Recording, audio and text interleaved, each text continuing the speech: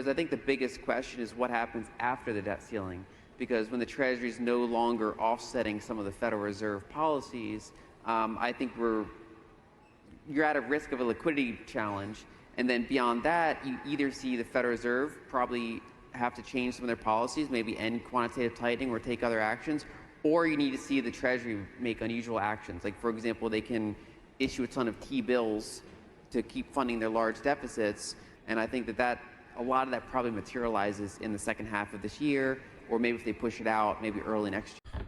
Já se passaram 4 meses desde que os Estados Unidos atingiram o teto da dívida em 19 de janeiro de 2023, mas a Câmara, liderada pelos republicanos e o presidente Joe Biden, ainda não chegaram em um acordo para garantir aos investidores que os Estados Unidos não estão prestes a dar um calote ou chamado default em suas obrigações. Nos últimos meses, a secretária do Tesouro, Janet Yellen, tem alertado que o país está caminhando para um desastre, o que poderia prejudicar gravemente a reputação dos Estados Unidos no cenário internacional. Um calote resultaria na suspensão dos benefícios de aposentadoria de milhões de americanos, afetaria negativamente o mercado financeiro e levaria a economia a entrar em uma recessão severa, trazendo mais caos e incertezas para uma economia já cambaleante.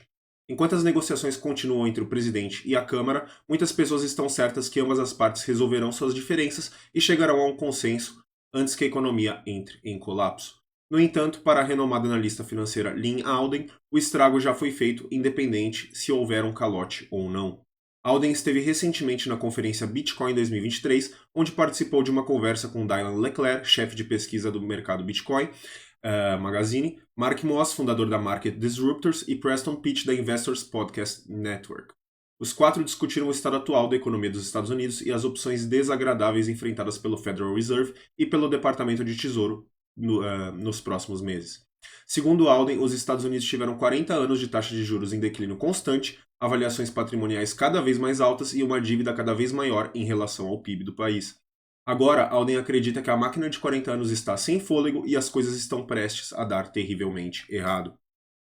Segundo Alden, a próxima era para a economia dos Estados Unidos será marcada por taxas de juros laterais, preços de ativos mais baixos e déficits massivos para conter a situação. A renomada analista macroeconômica acredita que o governo estará usando algumas ferramentas aí desconhecidas e instáveis que, sem dúvida, causarão mais danos à economia.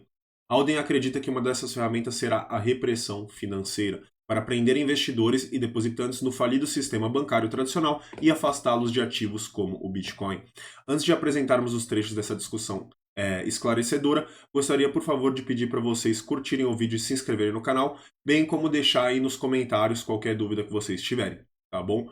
Agradeço o tempo de todos e vamos embora ver um pouquinho dessa interessante entrevista. Different things obviously bring people to Bitcoin from different angles. Some people get brought in from the tech route, some people get brought elsewhere, and I think a lot of, in our case, we were brought in by stuff we're watching in the debt markets and the currency markets. That was like a big lens for a lot of us.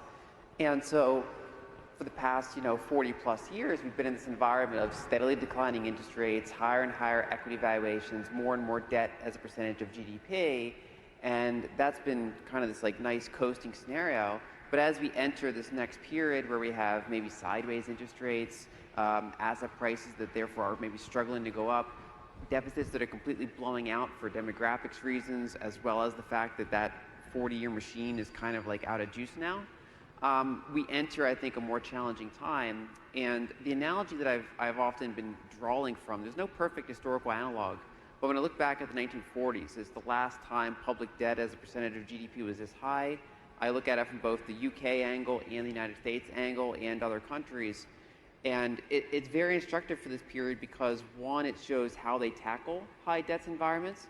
And some of those are kind of unpleasant, things like capital controls and things like financial repression, that I think it's useful from, say, a Bitcoin perspective to understand these periods, to know how to navigate it and some of the tools that they're probably going to bring in their tool chest. I think that's a good point. I mean, looking at historical examples to see how we navigate through this. So you mentioned financial repression. And so when you get the debt to GDP level this high, you have to bring that back down. 130 has been kind of the kill zone. Most countries haven't come back from that, and we're flirting at the 124, 125 range right now. And so historically, how do they bring that back down? Financial repression is a way, and so they want to trap money into the financial system, close off the exits, don't allow you to exit, and then inflation rages high, so you keep bond yields low. inflation rate is high, and they basically steal wealth, steal your purchasing power. And so that seems to be the playbook. The IMF wrote a paper on that in 2015, basically spelling that out. We've seen it played in Israel, other places as well. And so how do you protect yourself from that? Well, one way is to get out of that system they're trying to trap you in. And of course, Bitcoin is that escape route. I think the path we've seen for a while now, ever since, say, autumn of last year, is you've had these two opposing forces. So on one hand, you have the Federal Reserve still trying to tighten policy, whereas the Treasury was actually offsetting some of that. They were actually pushing liquidity back into the market using their Treasury cash accounts. It's kind of like how if you were not allowed to borrow debt and you lost your income, how would you keep paying your expenses? Well, you'd probably draw down your savings and keep paying your expenses until you basically ran out of savings. And so the Treasury has cash that they hold at the Fed that they have kind of like, in their kind of like liquidity buffer. And so for the past 6+ months, they've been pretty aggressively drawing down that cash balance and putting it back into the market because they couldn't issue more debt. And of course, their tax revenues don't cover it. And so you had Federal Reserve QT, and then you kind of had like Treasury QE. And the challenge, everyone's focused on the debt ceiling right now, and of course that's a hurdle they have to go through. Whereas I think the biggest question is what happens after the debt ceiling. E é bom mencionar que a inflação atingiu o nível mais alto em 40 anos no ano passado. O Federal Reserve anunciou algumas medidas de aperto quantitativo, incluindo o aumento das taxas de juros e a redução do seu balanço de 9 trilhões de dólares. De acordo com Alden e Moss, a plena força das medidas de aperto drástico e rápido ainda não atingiu completamente a economia, porque o Departamento do Tesouro tem compensado o impacto injetando centenas de milhões de dólares na economia. Alden explica que se algum evento exigir a reversão das principais medidas do Tesouro, o país enfrentará um desafio de liquidez pelo qual o Fed e o Tesouro não têm as ferramentas apropriadas para lidar. Como resultado, a analista financeira acredita que os investidores devem se preparar para mais desafios econômicos no final deste ano ou no mais tardar no início do próximo ano, na melhor das hipóteses. Para Moss, o Federal Reserve ainda tem uma ferramenta em seu arsenal, a impressão de mais dinheiro. Ele concorda que mais desafios econômicos aguardam os Estados Unidos no segundo semestre deste ano ou no início de 2024. No entanto, ele acredita que o Fed será motivado a voltar a imprimir mais dinheiro, como fizeram durante a grande crise financeira e mais recentemente durante a pandemia. Alden e Moss também concordam que o Federal Reserve anunciará uma série de medidas repressivas para manter o dinheiro no sistema falido e afastá-lo de ativos de refúgio seguro, como é o caso do Bitcoin. Aqui está mais um trecho dessa discussão. China. In China, it's very easy to do these things. They don't have open capital accounts, so they can just kind of close those exits. It's communist. We're the land of the free. So how do they do that? Well, how do they always get you in a cage? Well, it's for your safety. Of course. Fear, fear, fear. Hey, we need to do this for your safety. We can suspend Constitution for your safety. And so, unfortunately, the financial system is under duress. It's crumbling because of the actions they've taken, of course, living well beyond their means, printing unlimited amounts of money. And so then there's a need for an exit ramp. Well, how do we do that in America, in the land of the free? Well, we do it for your safety. So unfortunately, we need to protect the financial stability by you having an ability to get out of that crumbles, that weakens the financial stability. And so it'll be sold as Bitcoin being a threat to national security. You getting your money out would be a threat to national security. And you don't want to put other people at risk, do you? And so be a good citizen, accept what we do, go into the cage, keep your money inside the system so we can steal it away from you through inflation for your safety. I think a really good instructive example we see is with some developing countries today that have currency issues. So an example is Nigeria for a while now has kind of severed crypto exchanges from their banking system. So it's actually really hard to make it illegal. There's a lot of enforcement points. It's easy to disregard that. But the lowest hanging fruit that countries can have is just make it either hard or entirely cut off from banks being able to go to these exchange points. And then more recently, we saw Argentina kind of make similar moves where they're dealing with 100% inflation. And so they turn to try to limiting the outflows that are going into things like stable coins, Bitcoin, all these other assets. They want to stem the tide. And even before these types of actions, a lot of these countries have all sorts of restrictions on their citizens' abilities to get dollars. And again, sometimes it's on the individual level, but the easier place to do it is on the banking level, because even though some trickles in and out, it just kind of turns the fire hoses into garden hoses. It kind of slows down the leaks. And so it'd be kind of unprecedented in some ways to see it happen in developed countries because, part of what makes the United States global reserve currency is our open, open capital markets and all that.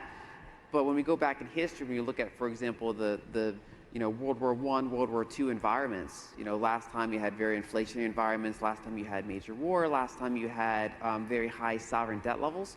The United Kingdom at the time was the global reserve currency, and they had all sorts of draconian capital controls, securities controls, lending restrictions.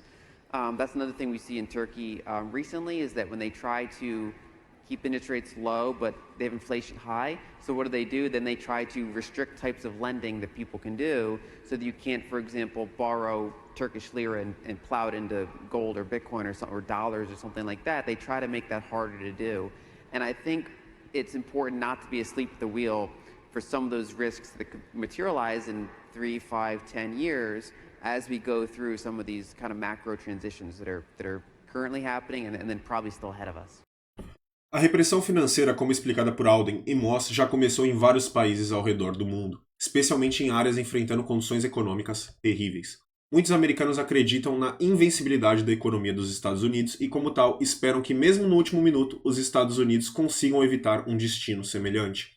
Mas como ambos os analistas explicaram brilhantemente, estamos entrando em território desconhecido, onde as consequências dos últimos 40 anos alcançarão os Estados Unidos muito rapidamente. Em vez de depositar confiança indesejada em um sistema falido, é melhor se preparar para o que está por vir, afastando seus investimentos e ativos o máximo possível do alcance deles. Para nós, isso significa investir em Bitcoin e outras principais criptomoedas, independentemente da extrema volatilidade e das condições de mercado atuais. Quais são seus pensamentos aí sobre a avaliação de Alden e Moss sobre o estado atual da economia nos Estados Unidos? Por favor, compartilhe esse vídeo, seus comentários e observações na seção de comentários abaixo. Além disso, certifique-se de curtir esse vídeo, se inscrever no canal e ativar as notificações para nunca perder uma novidade. Agradeço o tempo de todos vocês e nos vemos na próxima.